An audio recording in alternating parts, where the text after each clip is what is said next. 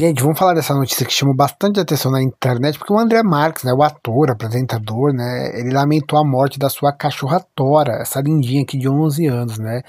Ele disse o seguinte: obrigado por tanto amor. Ele postou várias e várias fotos junto com ela. É bom lembrar, gente, que o André Marques, ele tem uma ligação muito forte com seus cachorros, né, ele já ficou famoso por isso. A gente trouxe um caso de uma outra cachorra dele, a Gorda, que era uma cachorra bem idosa, que também morreu há 6 meses atrás. Ele ficou muito abalado. Lembrando que ele deixou a casa toda equipada, por causa que a Gorda já era uma cachorra idosa, então ele preparou a casa toda para ela.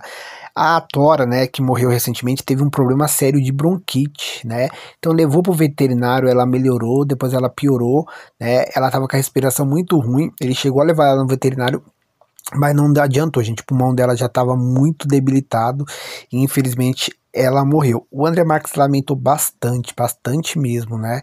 Ele publicou várias e várias fotos e fez uma carta de despedida para sua grande companheira, a Tora, né? É sempre um momento muito difícil perder o seu cão, o seu gato, seu animal que está com você por tanto tempo, né? E o André Marques representa essa dor mais do que ninguém para todo mundo.